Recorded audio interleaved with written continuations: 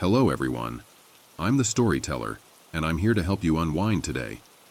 I know many of you are using this video to fall asleep, so before we dive into tonight's story, make sure to like the video and subscribe to the channel. Also, I'd love to know, where are you from and what time are you watching this? Let me know in the comments below. The wind howled through the dense trees of Pine Hollow, their branches groaning and scraping against the sky like ancient fingers reaching for something lost. Amber moonlight filtered through the dark canopy above, casting fleeting shadows over the winding dirt road that led deep into the heart of the forest. Julia Turner stared at the entrance to Pine Hollow with a growing sense of unease.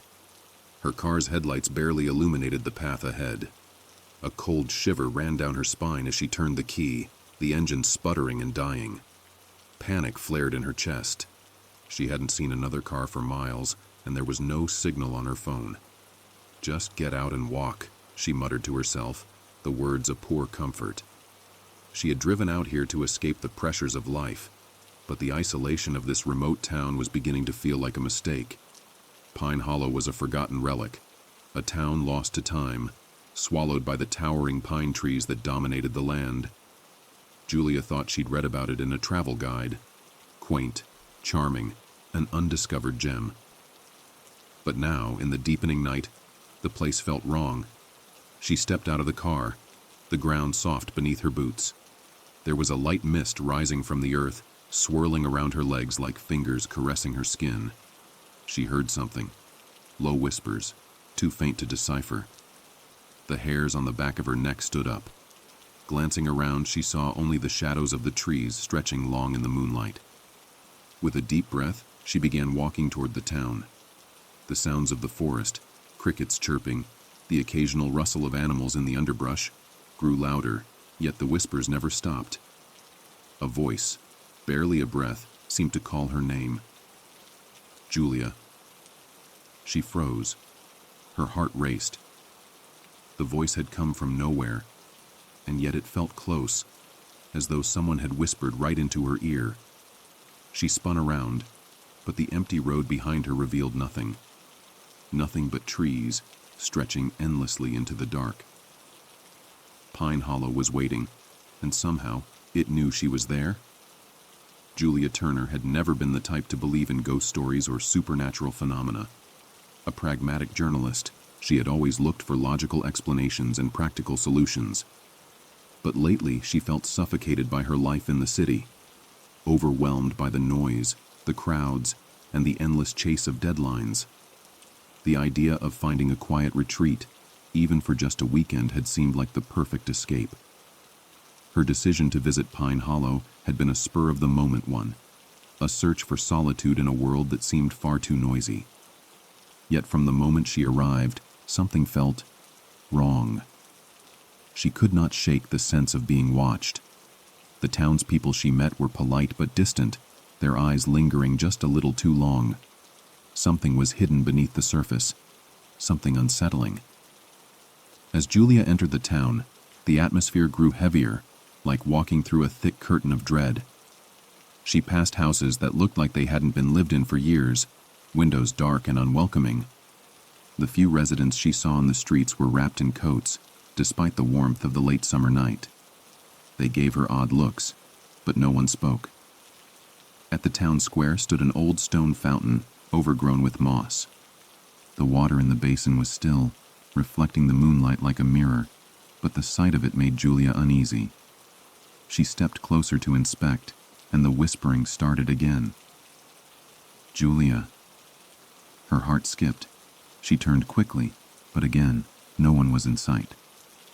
A cold breeze swept through the square, and she felt something shift in the air, like the ground itself had grown colder.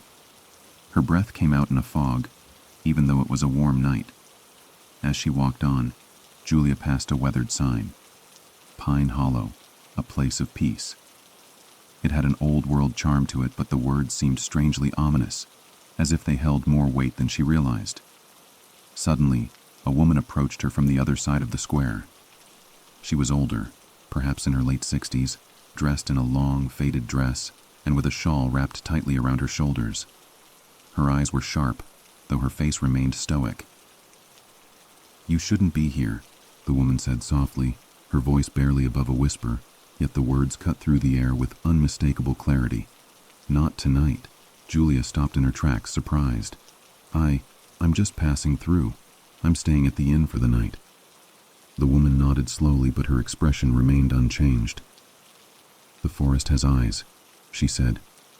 "And tonight, they will be watching you." Julia felt a cold chill slide down her spine. "What do you mean?" The woman's eyes flickered toward the door, as though to make sure no one was listening. "The land here? It's cursed. It feeds on those who wander too close. It whispers to them, guides them, keeps them here. If you're not careful, you may find yourself staying longer than you intended." Julia stared at her, unable to speak. Was this woman insane, or was there something to her words? Before she could ask more, the woman turned and shuffled away, disappearing into the darkness. That night, Julia lay in bed at the inn, staring at the ceiling. The bed felt strange, too soft, as if it had been waiting for her. A low creaking sound echoed from the hallway outside, followed by faint footsteps. But when she opened the door, the hallway was empty. The clock ticked loudly in the silence, its rhythmic sound strangely unsettling. Later, when she closed her eyes, a dream overtook her. She was standing alone in the woods, the trees looming over her like dark sentinels. The ground beneath her feet was wet, and the fog was thick. She could barely make out shapes in the distance, vague and shifting. And then she saw it. A pale figure standing motionless at the edge of her vision. It was watching her. Suddenly the figure moved toward her, slowly at first, then faster, until it was a blur of white and shadows. She wanted to scream, but no sound came from her lips. The figure reached out with long, bony fingers, and just before it touched her, she woke up with a start. The room was quiet. The dream had felt so real, so vivid. But there was something more, something in the corner of the room, a shadow. Julia rubbed her eyes, thinking it was just her imagination. But as she looked again, she saw it. The shadow was shifting, and the figure, it was standing right there, at the foot of her bed. The figure stood motionless in the dark, its eyes like endless pits that seemed to draw the light from the surrounding trees. Julia's heart pounded in her chest, each beat seeming to echo louder than the last. Her breath came in shallow gasps, her mind racing with confusion and terror. "Who are you?" Julia asked again, her voice trembling. The figure did not answer. Instead, it took a slow step forward, its long, spindly limbs moving with unnatural grace. It was taller than any person Julia had ever seen, its body too thin, like something more spirit than flesh. A chill swept through the air as it came closer, and Julia felt an overwhelming sense of dread take root deep in her stomach. "Julia!" the voice whispered, drawing out her name in a long, drawn-out hiss. It was a voice that was not quite male, not quite female, just an empty, hollow echo that seemed to resonate with the very earth beneath her feet. The whisper wrapped around her like a tightening coil, cold and suffocating. "Why are you here?" the figure asked, its mouth never moving. The words seemed to come directly into her mind, cold and twisted. I don't know," Julia stammered, her legs suddenly feeling heavy, as though the ground beneath her was pulling her down. She tried to step back, but the path seemed to have closed in, the trees narrowing around her. The watcher tilted its head to one side, like a predator studying its prey. Then it spoke again, the words scraping across her mind like claws against glass. "You came for answers, but you found only the truth." Julia felt the weight of those words pressed down on her chest. A terrible understanding began to form. This wasn't a ghost. This wasn't just a legend. The Watcher was a part of the land itself, a thing that existed in the very fabric of Pine Hollow, and it had been watching her since she first arrived. "Why me?" Julia whispered, her voice breaking. "Why are you following me?" The Watcher's hollow eyes glowed faintly, as if a terrible light were flickering inside them. You are one of many, but you are the one who has entered where you shouldn't have." It stepped closer, the darkness around it seeming to bend and writhe. "This land calls to the lost, Julia, to those who wander too far into its depths." "How do I stop it?" Julia gasped, desperation filling her voice. She wasn't sure if she meant the Watcher or the terror that had been building since she first entered the town, but she knew she needed to escape. There had to be a way out of events of the night still heavy on her mind. She tried to brush it off, chalking it up to an overactive imagination, maybe even the result of stress from her recent move and work pressure. After all, who wouldn't be unnerved by staying alone in an unfamiliar place? But the uneasy feeling never left her. By the next morning, the weight of the curse seemed to press down on her chest like a physical burden. The whispers that had filled the air the night before echoed in her thoughts, gnawing at her, relentless. She needed to know more. She couldn't leave Pine Hollow without uncovering the truth behind the eerie town and its mysterious haunting. So, she decided to seek out Samuel once more, hoping he could provide answers. When she found him at the edge of the woods, he was standing still, staring at the trees, his expression distant and unreadable. "You're back," Samuel said without turning. His voice was calm, as though he had known she would return. "I need to know more. What is this thing that haunts this place?" Julia asked, her voice trembling slightly. Samuel glanced at her with a hard, knowing gaze. He motioned for her to sit beside him on the fallen log where he had been perched. "It's not a thing. It's a curse, a pact made long ago. The Watcher is the embodiment of the forest's wrath, a guardian of the land, or rather, a keeper of it." Julia furrowed her brow. "A keeper? But why? Why does it want me?" "The land chooses," Samuel repeated. "Those who wander too far into its grasp are taken. They serve the Watcher, or they become part of it. The town has known this for generations. They made a deal with the forest. In exchange for their peace and safety, they fed it." "Fed it?" Julia asked, her voice rising with disbelief. "What does that mean?" Samuel's gaze darkened. "It requires a sacrifice, a soul. Every few decades, one person is chosen. The Watcher feeds on them. They become its servant bound to the forest. But this is no ordinary spirit, Julia. The Watcher is the forest itself. Its roots run deep in the land. It can reach into the minds of the living, control them." Julia recoiled. The realization that she might already be part of the Watcher's twisted game, chosen as its next victim, made her stomach churn. "The curse has always been the same," Samuel continued. "The Watcher must feed. It calls those it needs. But it only allows one person to escape at a time. And those who survive, well, they carry the mark." "The mark?" Samuel didn't answer immediately. He looked down at his hands, as if remembering something painful. After a long silence, he spoke again. "You've already felt it, that pull. The whispers in your ear. The forest doesn't let go easily, and now it wants you. The town is doomed, but I've been fighting this curse for years. I can't do it alone." Julia felt a rising tide of anger. "I'm not going to just give in," she said, her voice hardening.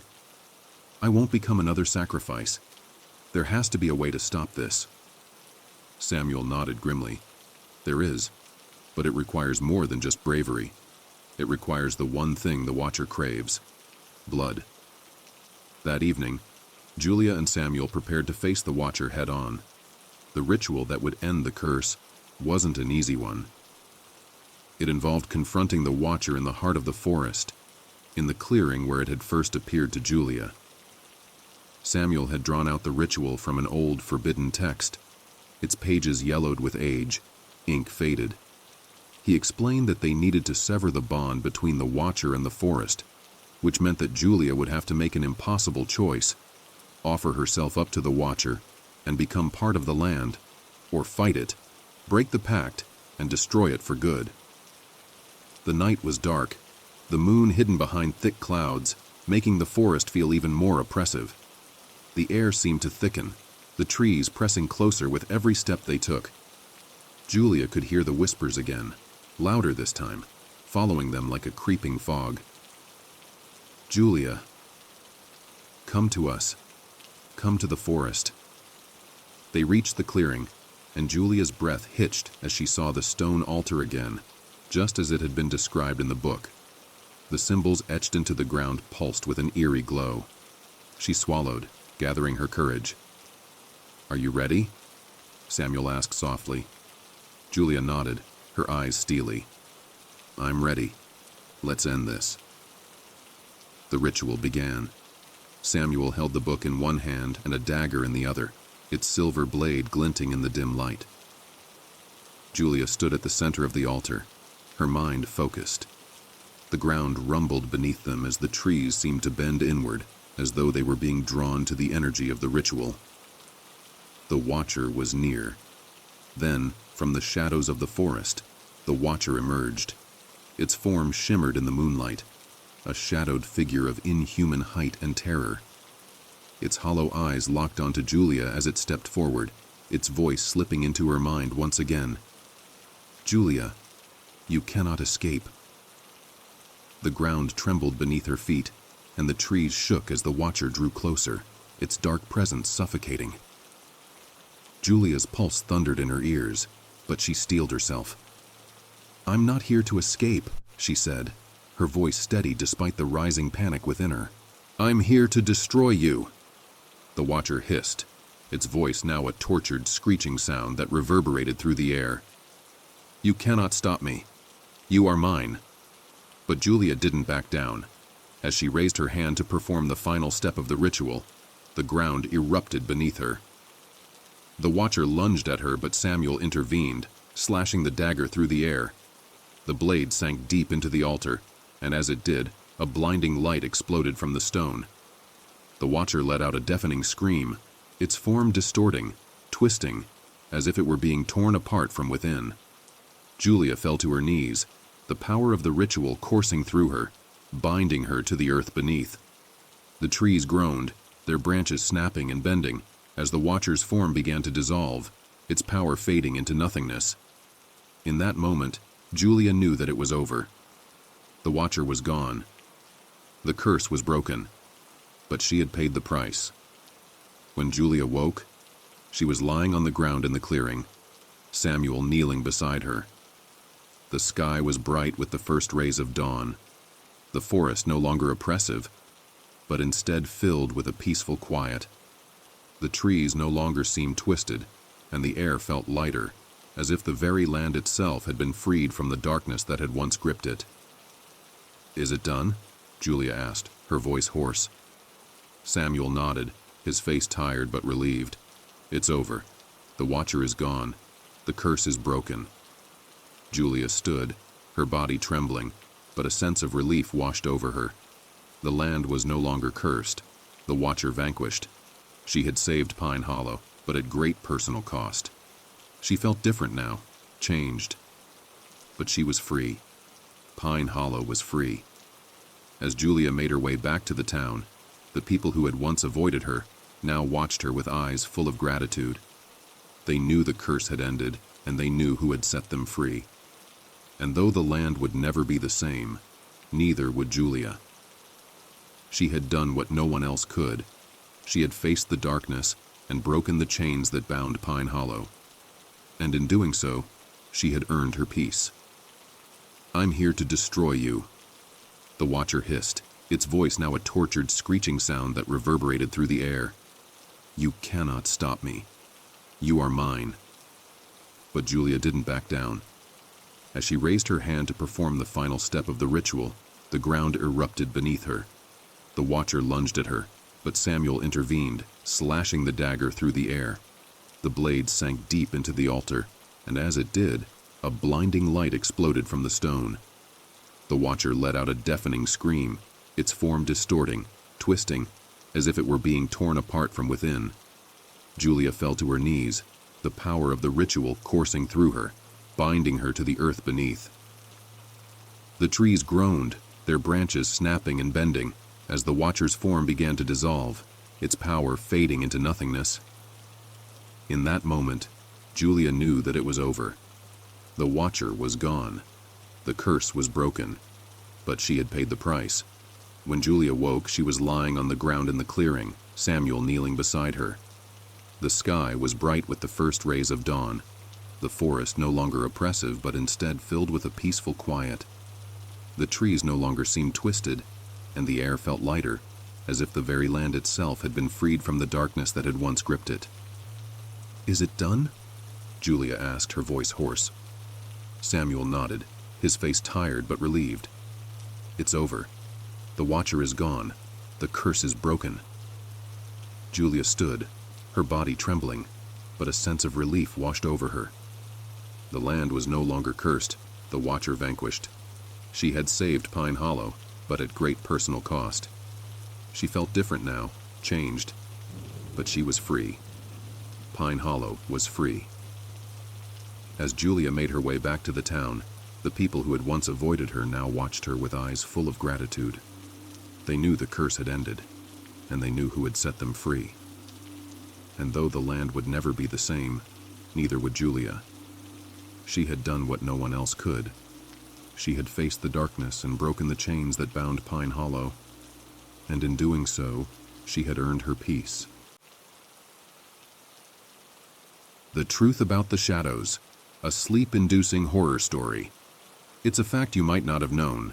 More than 60% of people experience sleep paralysis at least once in their lifetime. But here's the terrifying part. Some of those people claim to see things, feel things, things that don't belong in this world. And what if those things have always been around you, watching you, waiting for you to close your eyes? We've all heard about ghosts, demons, and the things that go bump in the night. But what if the real horror isn't something we can see?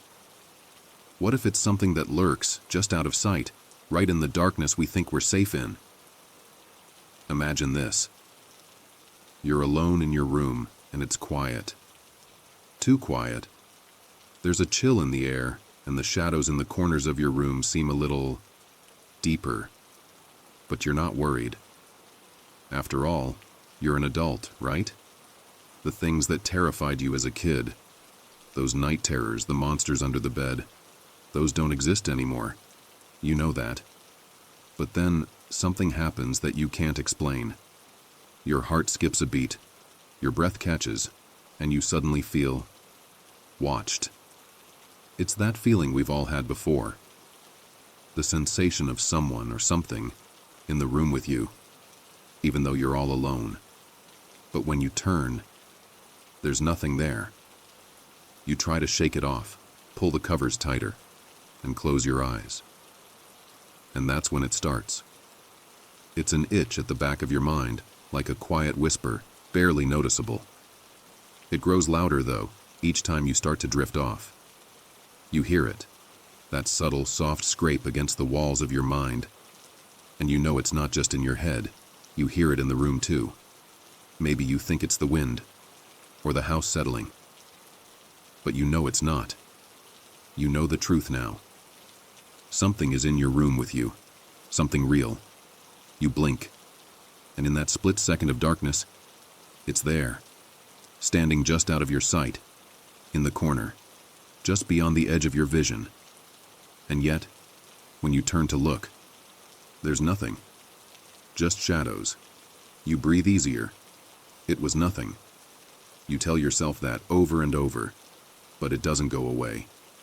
The sensation lingers. Now this is where things get strange.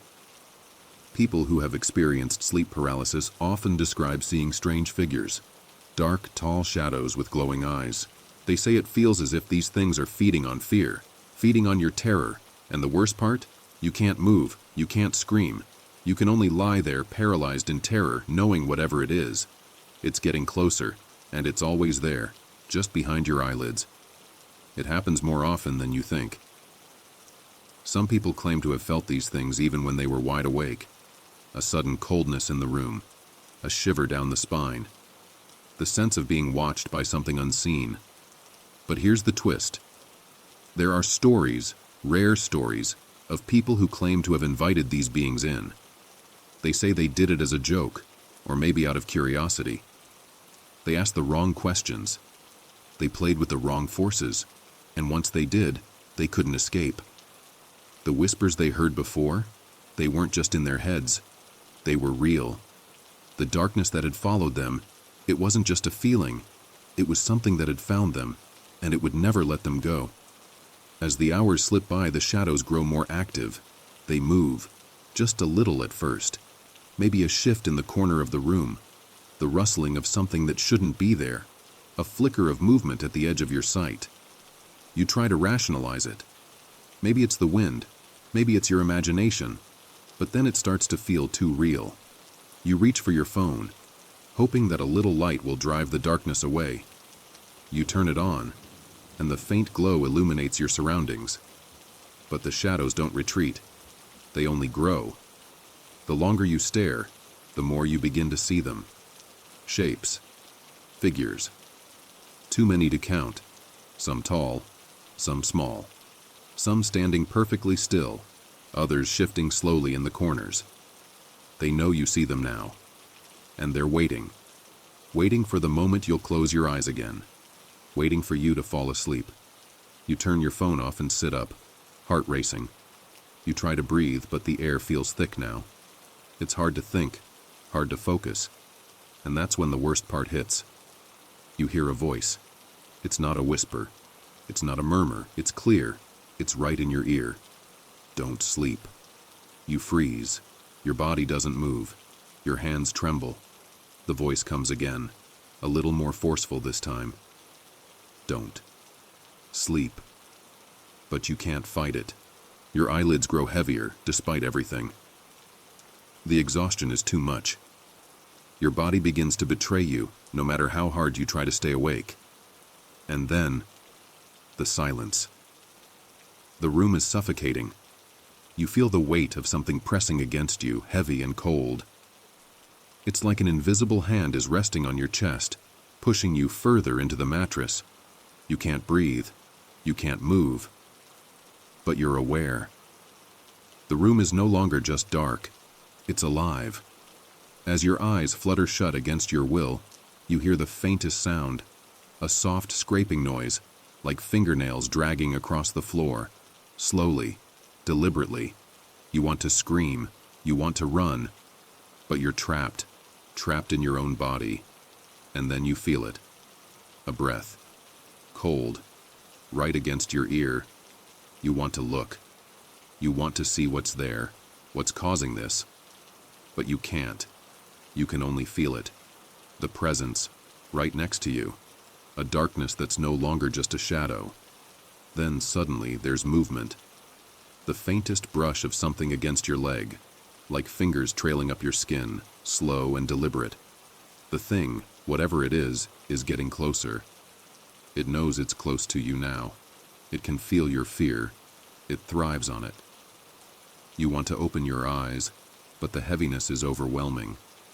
You want to scream, but no sound escapes. You try to fight it, but it's as if the darkness has entered your body, wrapped around your soul, holding you hostage.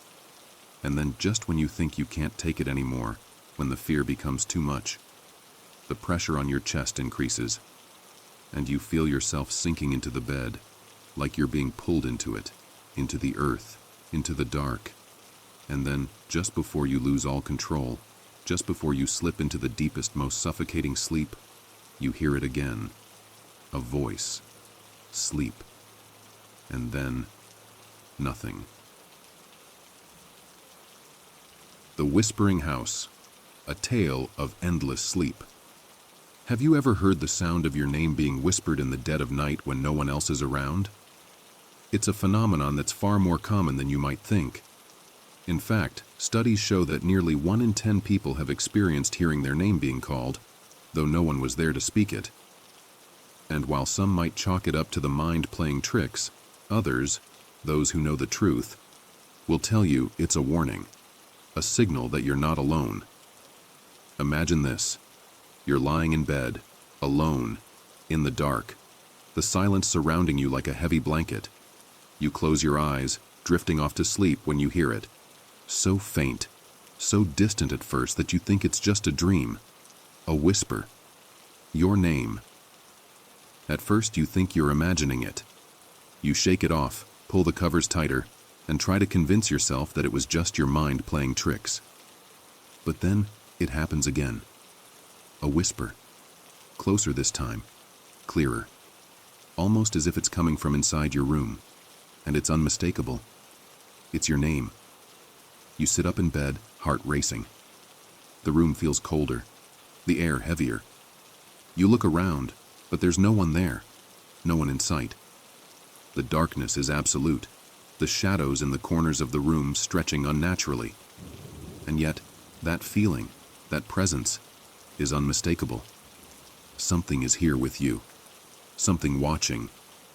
You shake your head, trying to convince yourself that it's just your imagination. It's probably just the wind, or maybe a creak in the house. But there's something wrong. Something off. That's when you hear it again. But this time it's not just a whisper. It's a voice. Soft but insistent. Urgent. Come closer. You freeze. The voice doesn't belong to anyone you know.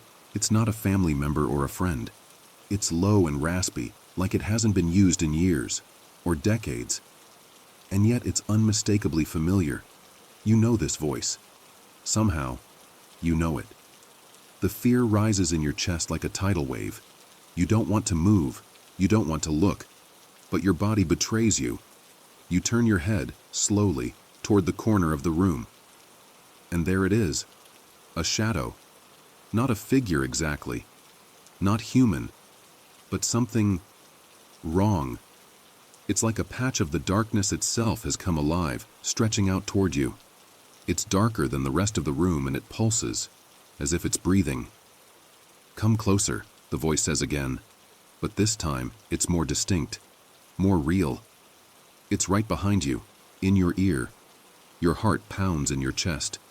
You want to scream, but no sound escapes your mouth.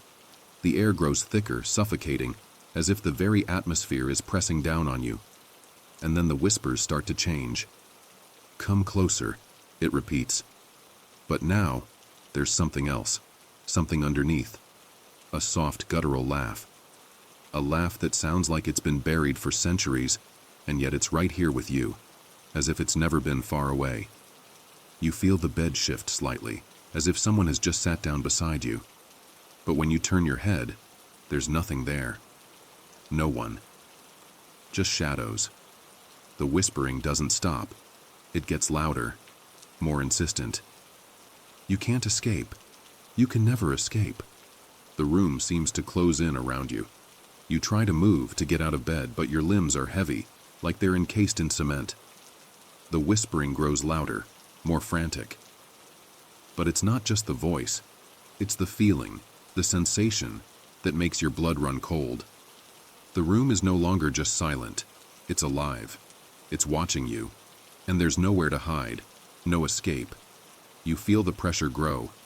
Something, someone, is in the room with you. It's moving closer. You don't dare look. You don't want to see it. Because deep down you already know. You know that whatever it is, it's not human. Not even close. And then, just as you feel it breathing down your neck, you hear another voice. This one's familiar. Soothing. It's the voice of someone you trust. Someone you love. It says your name softly, as if calling you from a great distance. You try to focus on it, to ground yourself in the familiarity of it. But the other voice, the shadow's voice, won't stop. Don't listen to them, it whispers. They're just trying to trick you. Come closer, come closer. And then the weight on the bed shifts again. You feel it. You feel it sit down beside you, the bed sinking under the pressure. You turn, unable to stop yourself, and look. There's nothing, just darkness. But that dark shape, that shifting shadow is still there, hidden in the corners of your mind. It's there. And suddenly, you understand. You understand that this is no ordinary night, no ordinary room. This house, this place, is alive. It has been watching you for a long time. The house itself whispers, its ancient walls groaning with the weight of untold secrets. This place has always been here. It has always waited. And now, it's ready for you. The whispers grow louder, more frantic. The shadows seem to move, twisting and reaching for you, curling around your body. The cold is unbearable now, like something is wrapping its icy fingers around your chest. You try to scream, to move, but the paralysis sets in. You can't breathe.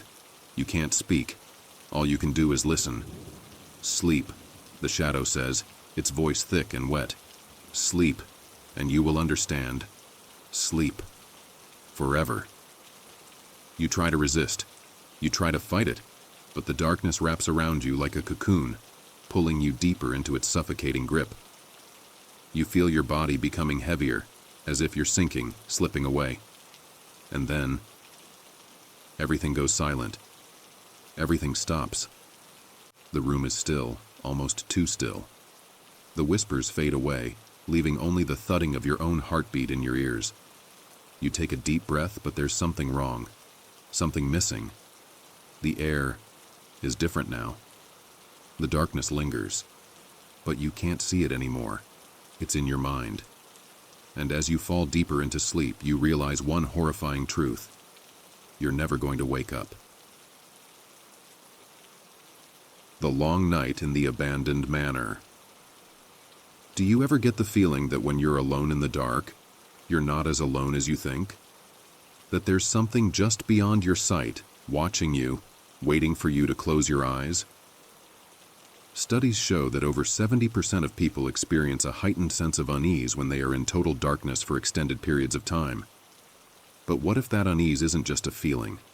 What if it's something real? Something that knows you're there? And if you think this is just some spooky story, think again. Sometimes what haunts us isn't the shadow in the corner or the strange sounds that echo in the silence. Sometimes the thing that hunts us is the place we least expect, our own minds. But what if the true horror is a place that's been abandoned for so long that even time itself has forgotten it? It was supposed to be a quick getaway, a weekend trip with friends to get away from the noise of the city, a break from work, from routine, from everything that had been wearing you down, a peaceful retreat in a secluded area, away from technology, away from distractions. The manor looked harmless enough when you arrived. In fact, it looked picturesque, grand, Victorian, and aged, but with a certain charm. The tall, crooked windows seemed like they might fall out at any moment, and the rusted iron gate creaked as you pushed through. But there was something intriguing about it. Something that whispered promises of secrets, of history, of stories left untold. The group was excited. You'd been searching for a place like this for weeks. Something remote, mysterious, a hidden gem, even if it was a little old. You weren't prepared for what came next. The moment you stepped inside, something felt wrong. You couldn't explain it, but the air felt off. It wasn't just the musty smell that seemed to suffocate the house. It was the silence. Too still. Too heavy. You figured it was just the place being abandoned for so long. But there was something more. The others didn't notice it. Or if they did, they didn't mention it. They were too excited to explore, too eager to claim the big rooms, to laugh, to play games. But you couldn't shake the feeling that something was wrong. As the night fell and the group settled into their rooms, you lay in your bed, staring at the cracked ceiling. The sound of old pipes groaning and the wind rattling the windows was the only thing that broke the eerie stillness. But even that didn't bring comfort. You tried to close your eyes, but sleep wouldn't come. Your mind raced with thoughts of the manor, of the strange feeling in the air. That's when you heard it. A faint sound, barely noticeable, but there, just outside your door. It wasn't a creak. It wasn't the wind. It was something else. A soft scratching noise, like nails against wood. You froze. Your heart pounded in your chest as you tried to tell yourself it was nothing. Just the house settling. Maybe a mouse in the walls. But the sound came again, this time louder. Closer. You didn't dare move. You lay completely still, your breath shallow. The scratching continued, circling the door, then moving across the floor. Slowly, deliberately. You thought about calling out to your friends, but you were too afraid to make a sound. What if it was just your mind playing tricks? What if they didn't hear anything at all? You shut your eyes, wishing for sleep to claim you, to make it all go away. But the scratching grew louder, closer. And then, the door handle twisted. You gasped, the breath catching in your throat. There was no way anyone was outside. The others were asleep. You were sure of it. Your mind raced. Was it an animal? The wind? But the scratching didn't stop. Something was out there. Something watching. As the minutes dragged on, the sounds began to change. The scratching stopped, replaced by something more sinister. A voice. Faint, but unmistakable. Come closer. Your stomach dropped. The voice was cold, like a whisper in your ear, but it felt like it came from deep within the walls. Your body went rigid, and despite the cold sweat beginning to cover your skin, you couldn't move. The voice came again, clearer this time. Come closer, to me. It wasn't anyone you knew. It wasn't one of your friends. It was something else. Something old. Your instincts screamed at you to leave, to get out of the room. But your legs felt like lead. The darkness in the hallway seemed to press against the door. A heavy, suffocating presence that made your throat close up. And then, the door creaked. Slowly. It wasn't opening, but the sound was enough to make your heart race. You grabbed the blanket and pulled it over your head, holding your breath, waiting for whatever it was to make its next move.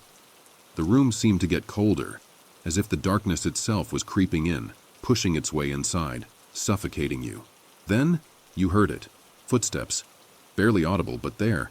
Someone or something was moving through the house, slow, dragging steps, as if something ancient was making its way through the halls, unsure of where it was, yet confident that it had been here before. It passed by your door. And then the silence returned. You lay there, heart pounding, eyes wide open, staring into the black void beneath the covers, too afraid to look. Was it real? Had you imagined it? You didn't know. You didn't want to know. Eventually, exhaustion took over. You drifted in and out of a restless sleep, the nightmares swirling around you. In the morning, you convinced yourself it was just a bad dream, a strange product of an old house and an overactive imagination. But deep down, you knew something had changed. Something in that house had awakened. Breakfast was tense. Your friends acted like everything was fine, but you could see it in their eyes. The air in the house was different now, heavier. The walls seemed to press in around you, the silence even more suffocating. No one spoke about what happened the night before, but when you ventured into the hall later, you noticed something strange. Scratches on the walls. Deep, long marks, as if something had been dragged across them. You tried to ignore it. You had to. But the house wouldn't let you. The night fell again, and you couldn't help but feel the same unease return. You tried to sleep, to escape the creeping fear that was crawling its way back into your mind, but the whispers came again. Faint, but undeniable. And then, you heard the voice. Louder this time. Come closer. It's time. You wanted to run. You needed to escape. But when you opened your eyes, you found yourself standing in the hallway. You didn't remember getting up. You didn't remember moving. But there you were, barefoot, standing in front of the door to the cellar. It had been locked. It had always been locked. The others had never mentioned it, but there you were, staring at it as if you had been called. Something inside you screamed for you to stop, but you didn't. You couldn't. The door creaked open, slowly, as if the house itself was inviting you in. You descended the stairs, each step feeling like it was pulling you deeper into the dark, into the unknown. The air was thick and dank, filled with the smell of decay and dust. At the bottom, there was nothing, no light. just a deep, suffocating darkness. But you could feel it, the presence. It was waiting for you. Suddenly, the voice came again, clearer than ever. "You've finally come." And then, the light flickered on, just for a moment, long enough for you to see the walls, covered in strange markings, scribbled words in languages you didn't understand, symbols that seemed to pulse as the light flickered. And there, in the center of the room, standing motionless, was a figure. Tall, dark, and impossibly thin. You knew without a doubt that you were no longer alone. The Forgotten Room. They say there are places in every house that you should never explore. Places you feel should remain untouched, no matter how much curiosity gnaws at you. Some people call them dark corners, forgotten spaces, or hidden rooms. The strange thing is, most of us live in houses that have these places. Nooks and crannies, old attics, basements full of dust and cobwebs, and sometimes doors that were sealed shut long ago. But what if one day you discovered something in your house, a place you didn't even know existed? What if there was a door hidden away, a room locked tight, and no matter how much you searched, you could never find any record of it? What would you do? If you're anything like most people, you'd be curious. Too curious. You'd try to figure out what was behind that door. And when you finally find it, you'll wish you never had. It started as an ordinary day. You were spending the afternoon cleaning, going through the usual motions. A little bit of dusting here, a bit of organizing there. Your house had always felt comfortable, safe. But as you moved through the hallway near the guest room, you noticed something unusual. A door. Or more accurately, a place where a door should be. You'd never seen it before. And you knew for a fact that the wall there had never been broken. The plaster was undisturbed, the wood unmarked. But the more you looked, the more you realized there was a faint outline of something behind the wall, like a door that had been covered up long ago.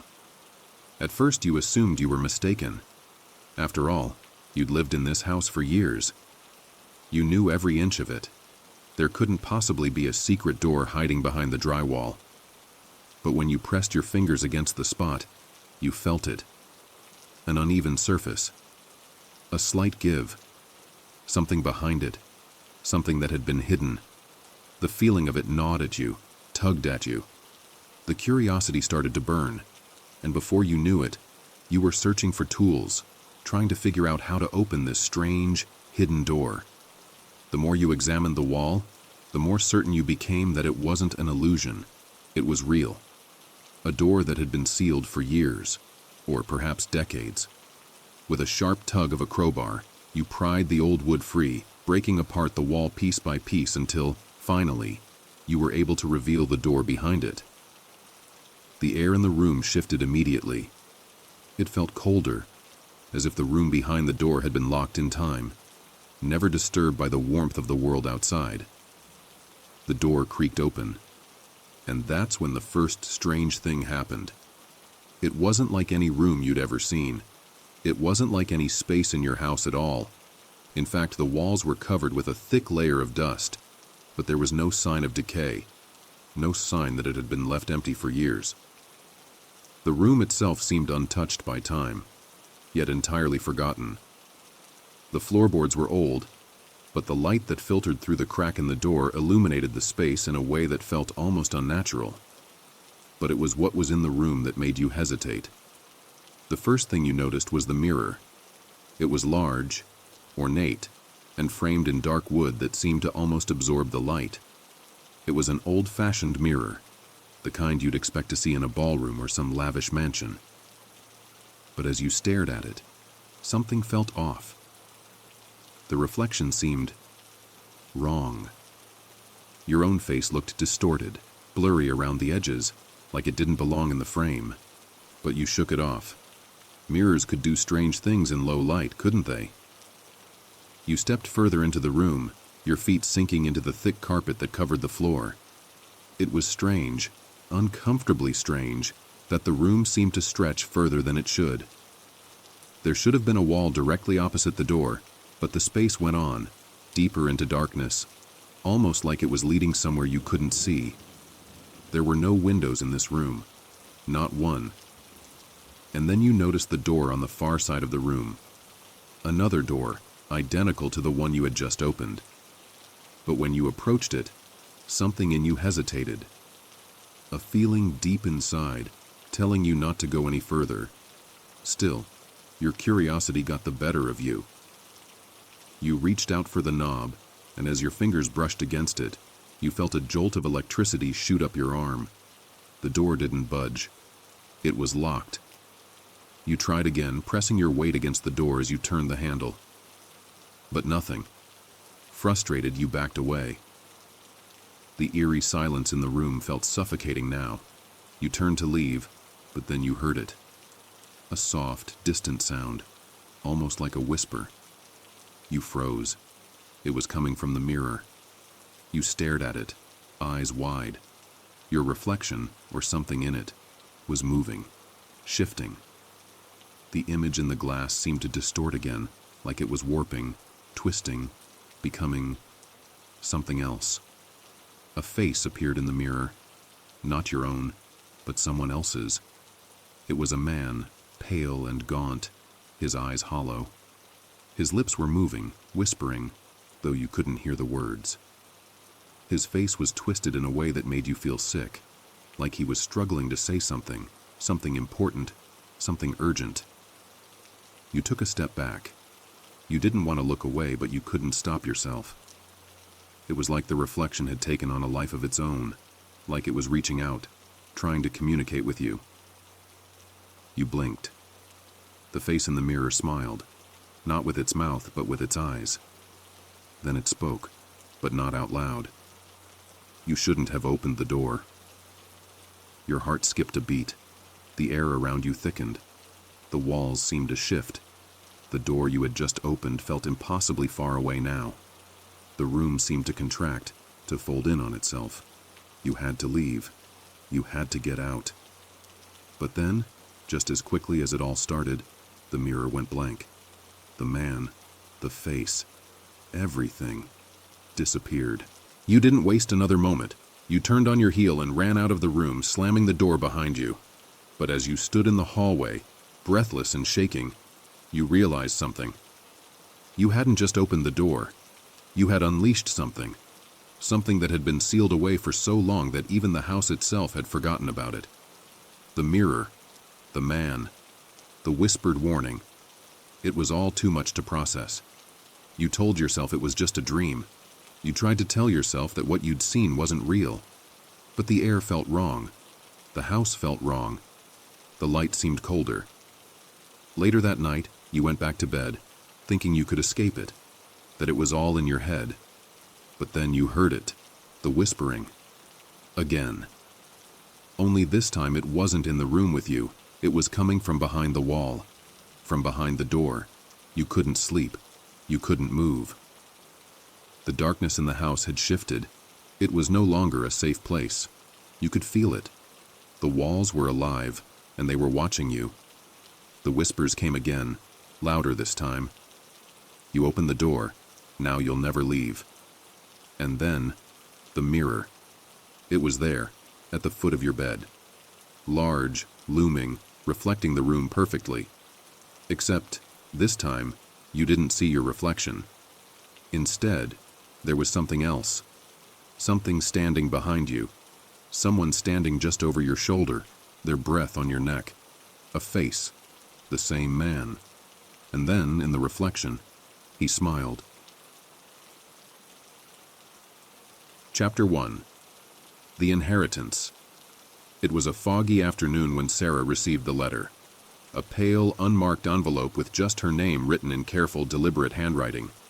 The letter inside was terse, almost clinical. Her uncle, Thomas Ashcroft, had passed away. To Sarah's surprise, he left everything to her. His vast fortune, his property, and most notably, Ashcroft Manor. The mansion she had heard of only in whispers, never in casual conversation. The letter had one final sentence that haunted her. Come to Ashcroft Manor. You're the only one who can make things right. She had no idea what this meant, but it was clear that her uncle's death was not as simple as it seemed. Chapter 2. The journey begins. The drive from her home to Ashcroft was long. Sarah passed through miles of winding roads, the trees around her twisting and turning like shadows themselves. With each mile, the air grew heavier. The small towns she passed seemed unnaturally quiet, as if they had been waiting for her. When Sarah finally arrived at the gates of Ashcroft Manor, a strange chill washed over her. The gates were tall and rusted, creaking under the slightest movement. She parked her car and stared up at the house. It stood far away, perched at the top of a hill, barely visible from the road due to the dense forest that surrounded it. The house was enormous. Its silhouette against the gray sky made it look like a place forgotten by time. As Sarah approached, she couldn't help but feel an uneasy connection to it, something dark yet familiar pulling at the back of her mind. The main door creaked open as she approached it, her fingers trembling slightly as she turned the handle. The house smelled of age, dusty wood, rotting velvet, and something more sinister she couldn't quite place. Chapter 3. The first encounter. Inside, the house was even colder. The air was stale, and there was an eerie quietness that wrapped itself around Sarah. The walls seemed to have eyes. Strange, lifelike portraits of long-dead Ashcrofts stared at her from every corner. She couldn't shake the feeling that the portraits were watching her, their eyes following her every movement. As she moved deeper into the house, the floorboards groaned beneath her, and the air grew denser. She had to admit, something felt very wrong about this place. But what? What could she expect from a house so old? Sarah continued exploring until she stumbled upon a dusty old study, its wooden shelves cluttered with books. But one book stood out, a thick, leather-bound journal. The moment her fingers touched the cover, the temperature dropped. The hairs on the back of her neck stood up as she pulled it down from the shelf. Chapter 4. The Journal of Thomas Ashcroft. Sarah flipped open the journal, reading the faded pages filled with her uncle's frantic handwriting. The entries spoke of whispers, shadows that followed him, and growing dread. Thomas was convinced that something malevolent lived inside the house, something that had been there long before he arrived. The more Sarah read, the more she felt an overwhelming sense of fear wash over her. His last few entries were cryptic, almost frantic. It's not the house, it's the land. The land has been cursed for centuries, and the house feeds off of it. It waits for those who enter to feed it. I've tried to leave, but they won't let me. I'm not alone here. They watch me. I can hear them in the walls, in the floorboards. They're getting closer. The final entry stopped. Sarah cold. Sarah, I'm sorry. I tried to protect you, but I couldn't. If you find this, don't stay here. Get out before it's too late. The house is hungry. Chapter 5. The whispers grow louder. As night fell, Sarah tucked herself into one of the manor's guest rooms, hoping for some rest. But sleep did not come easily. The silence in the house was unnerving, but it wasn't the quiet that kept her awake. It was the feeling of being watched. Suddenly, from deep within the walls, she heard it. A low whisper. At first it was faint, so faint she thought it was just the house settling. But as the minutes ticked by, it grew louder. Sarah, Sarah. The voice was deep, raspy, almost like a croon. It sent chills running down her spine. She leapt out of bed, her heart pounding in her chest. She rushed into the hallway, searching for the source of the sound. The house was dark, the kind of darkness that seemed to have a life of its own, wrapping around her like a thick fog. Sarah, come closer. The voice was coming from behind the walls, but there was no one there. The walls themselves seemed to pulse, as though they were breathing. Her pulse quickened as the whispers continued, growing louder with every step. Chapter 6. The Hidden Room. Frantic, Sarah rushed back to the study and scanned the walls for any sign of a hidden passage. She wasn't sure why she felt drawn to it, but the journal had hinted at something that her uncle had discovered. She ran her fingers along the old wood, her hands trembling. And then she found it, a small, hidden latch behind one of the bookcases. She pulled it open, and a hidden door creaked open, revealing a staircase leading deep into the earth. As she descended into the darkness, the air grew colder, and the whispers grew louder. They weren't just voices anymore. They were things that wanted her. At the bottom of the stairs, Sarah found a small chamber. In the center of the room was a large, ancient stone circle. Etched into the stone were strange symbols, some of which she recognized from her uncle's journal. It was a ritual circle. A chill swept through her, and she heard the whispers again, clearer than before. "You should have never come, Sarah. It's too late. We own you now." Chapter 7. The Awakening. As Sarah backed away from the circle, the temperature dropped even further. The walls began to shift and close in around her. The whispers turned to screams, angry, desperate, tortured cries. Something was awakening. Something from deep within the earth, beneath the house itself. The ground began to tremble. The air became thick with an oppressive force. And then she saw it. From the shadows, a figure emerged. A dark, shifting silhouette, its form too large for the small room. It was not human. It had eyes that glowed with an unnatural fire, and its body seemed to shift and flicker like smoke. Its presence filled the room, and Sarah could feel its coldness seeping into her bones. "You are ours now, Sarah." The figure reached toward her with long, gnarled hands. Panic surged through her as she tried to move, but her legs wouldn't obey. The whispering intensified, filling her mind until she couldn't think anymore. In that moment, Sarah realized the truth. The house wasn't just haunted. It was alive. And it had been waiting for her, waiting for someone to open the door. Chapter 8. The Price of Leaving. Sarah managed to break free from the figure's grip, fleeing up the stairs and into the study. She had to leave. She had to leave, or she would never get out of here alive. But as she approached the front door, she saw it. The house itself was closing in on her.